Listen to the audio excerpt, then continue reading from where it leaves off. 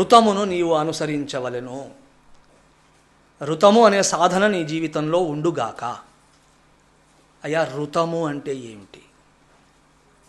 ఋతం వదిష్యామి సత్యం వదిష్యామి అన్నారు కదా, కాబట్టి నాకంటే బాగా మీకు తెలిసి ఉండాలి.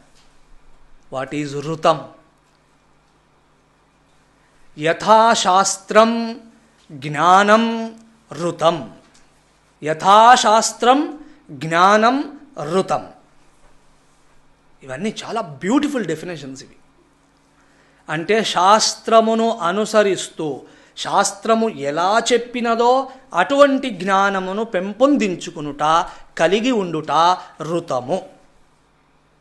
యథాశాస్త్రమితి, శాస్త్రము చెప్పినట్లుగా. మీకు నాకు కూడా జ్ఞానం ఉన్నది. ఇప్పుడు మనం చేయాల్సింది ఏమిటంటే ఆ జ్ఞానము శాస్త్రము చెప్పినట్లు ఉన్నదా లేదా. జ్ఞానం ఉండడం గొప్ప కాదు, సక్రమమైన జ్ఞానం ఉండడం గొప్ప. అంతే తప్ప మనల్ని మరింత దూరముగా, మన శాంతికి ఆనందానికి దూరముగా చేసే జ్ఞానం ఉంటే ఏం లాభం? కాబట్టి యథాశాస్త్రం. ఏ విషయక జ్ఞానం అండి? జీవితం గురించి, ఆ జీవితానికి ఉండవలసిన లక్ష్యముల గురించి, ఆ లక్ష్యములను సాధించే దిశలో అవసరమయ్యే సాధనల గురించి జ్ఞానం. శాస్త్రం చెప్పినట్లు ఉన్న జ్ఞానం నాకు కావాలి. So I need that knowledge which helps me to understand the life, its goals and the means to attain those goals, and most importantly in keeping with the Shastra as given out by the Shastra. Scripture అన్నప్పుడు ఏది పడితే అది రాదు. వేదము ప్రతిపాదించిన శాస్త్రం, అంతే. The primary and secondary scriptures. So జీవితానికి సంబంధించి మీకు నాకు జ్ఞానం ఉన్నది, డెఫినెట్గా ఉన్నది. కానీ అది శాస్త్ర సమ్మతంగా ఉందా? లక్ష్యములు అని మీరు నేను ఎన్ని లక్ష్యాలు పెట్టుకుంటాం? ఇన్ఫ్యాక్ట్ మొన్నటి రోజున లక్ష్యములతోనే ప్రారంభమవుతుంది. Every new year begins with goals, unattainable goals. మీరు అలా పెట్టుకుని ఉంటారు, ఈ సంవత్సరం I will finish the Upanishads, and next year కల్లా నేనే నలుగురికి చెప్పాలి అని కూడా పెట్టుకున్నాడు. Unattainable anyway. So busy with the goals, fixing the goals. అందుకే ఆ నెల పేరు జనవరి. జనవరి అంటే ఏంటి? జనానాం వర్రీ ఇది జనవరి. You are worry, already worry started. Will I be able to achieve that or not? And ఏ గోల్ పెట్టుకోవాలి, ఏది పెట్టుకోదు, ఈ హడావిడి. సో జీవితం పట్ల ఒక జ్ఞానం ఉంది, దాని లక్ష్యములు కూడా ఏవో పెట్టుకుంటాం. ఆ లక్ష్య సాధనలో ఏవో ఉపాయాలు కూడా చేస్తూ ఉంటాం. కానీ గమ్మత్తుగా అసలు జీవితం ఏంటో మనకు అర్థం కాదు. దానికి ఇది గమ్యము, ఇది లక్ష్యం అని ఎలా చెప్పగలం? అది తప్పుగానే ఉంటుంది. లక్ష్యము పెట్టుకున్నావు సరిగదా అనుకుంటే మనం ఏ ఉపాయములను సాధనలుగా పెట్టుకుంటామో అవి ఆ లక్ష్య విరుద్ధములుగా ఉంటాయి. సో ఇంతకంటే అయోమయం ఏముంది? సో ప్రతివాడు ఇది కలిగే ఉన్నాడు. Some idea, some knowledge about the life, goals, means ప్రతివాడికి ఉంటుంది. కానీ ఇక్కడ కండిషన్ ఒకటి, ఆ జ్ఞానము శాస్త్రము చెప్పినట్టున్నదా లేదా? లేదు, then immediately correct it.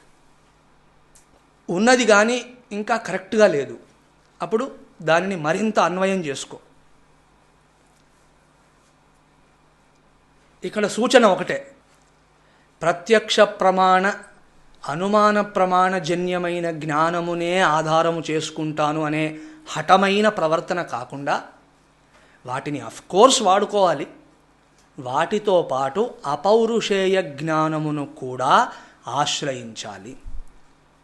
When I form one idea about my life, the goals, the means, ఆ జ్ఞానం ఎక్కడి నుంచి తెచ్చాను నేను? ప్రత్యక్ష అనుమానముల ద్వారా తెచ్చాను. ది డైరెక్ట్ నాలెడ్జ్ అంటే దాని పర్సెప్షన్ అని అంటారు, రెండవ దాన్ని ఇన్ఫరెన్స్ అని అంటారు.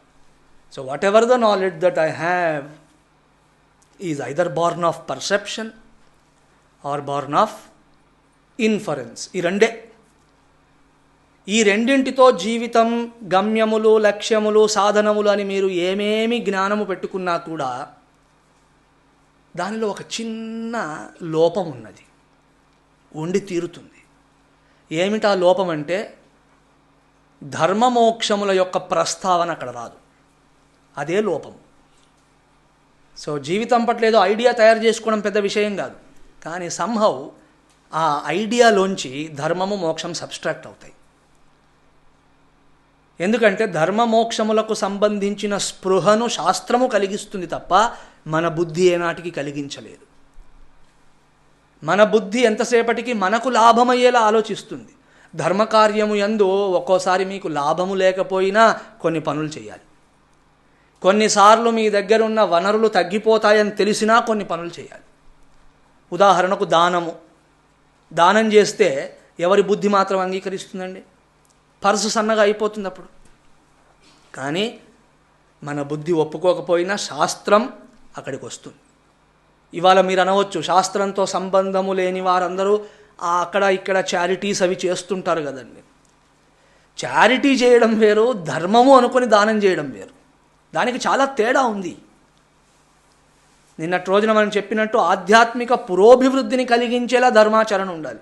అంతేగాని అయ్యో వీళ్ళకు లేదు, ఓకే నేనేదో ఇస్తున్నాను అంటే అది ధర్మ సంబంధముగా అది పెద్ద స్థితి లేదు అక్కడ. You did a good job. అలా చారిటీస్ ఇచ్చిన వాళ్ళందరూ ఎంతమంది స్పిరిచువల్గా ఎదిగారు? ఏం ఎదగరు. వారిలో ఉండవలసినటువంటి వైకల్యములు అలాగే ఉంటాయి. It is good they are doing something, that's we accept. కానీ ఇక్కడ అది తీసుకురాకండి. ధర్మము మచ్ బిగ్గర్ వర్డ్, మోక్షము of course it's a bigger vision.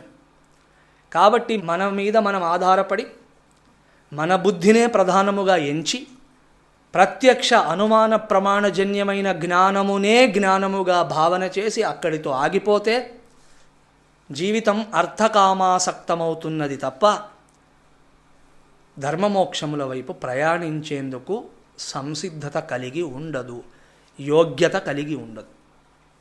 కాబట్టి ప్రత్యక్ష ప్రమాణజన్య జ్ఞానము కావాలి, అనుమాన ప్రమాణజన్య జ్ఞానము కావాలి. వాటితో పాటు అపౌరుషేయ శాస్త్రజన్యమైన జ్ఞానము కూడా కావాలి. అపౌరుషేయం అంటేనే వేదము అని అర్థం. కాబట్టి ఇలా మనకు ఉన్నటువంటి జ్ఞానమును వేదానికి అనుకూలంగా, శాస్త్రానికి అనుకూలంగా ఉన్నదా లేదా అని పరిశీలన చేసి అలా పరిష్కరణ చేసుకొని జ్ఞానమును పొందుట.